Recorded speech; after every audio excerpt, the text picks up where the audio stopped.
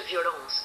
Des vigiles, que l'on appelle des physionomistes, sont chargés de surveiller discrètement les abords des discothèques étant écartés des trublions, et leur rôle n'est pas facile.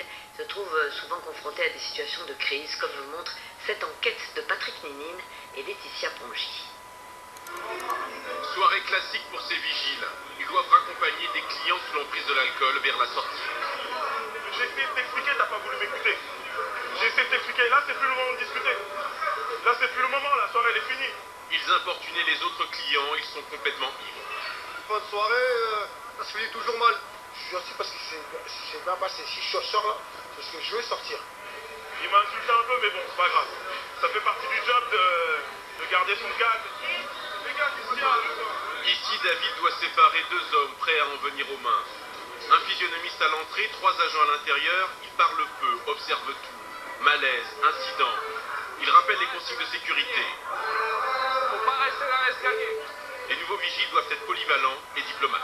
On répond, si on est attaqué physiquement, on répond physiquement, voilà.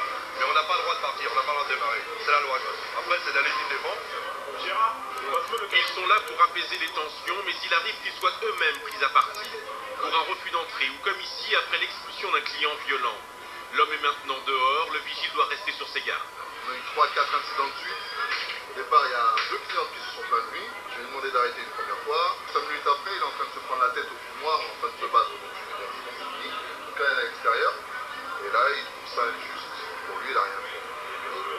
Les dangers de la sécurité, Namori les connaît. En 15 ans, il a frôlé plusieurs fois la mort. La dernière fois, c'était dans une discothèque du 13e arrondissement à Paris. On a vu des groupes qui sont arrivés, qui ont voulu entrer. Et le directeur nous a demandé de stopper au fait l'entrée, de fermer. Ils n'étaient pas contents parce qu'on les a refoulés, donc voilà, ils étaient énervés, puis on les a tirés.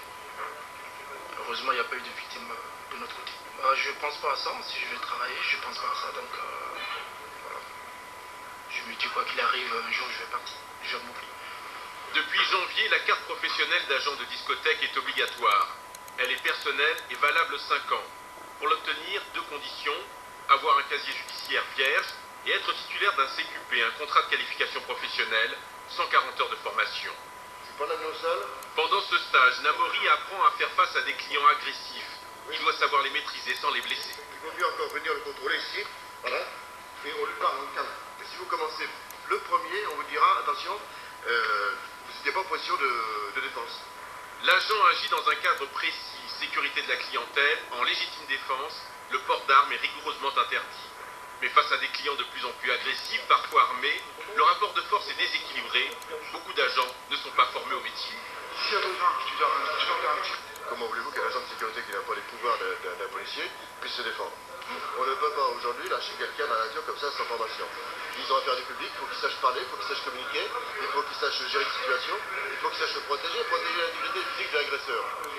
Progressivement, le métier est en train de se professionnaliser. La formation coûte cher, entre 1500 et 2000 euros. À terme, les sociétés seront obligées de recourir à des agents formés. Une petite révolution pour la vie quotidienne de certains Français.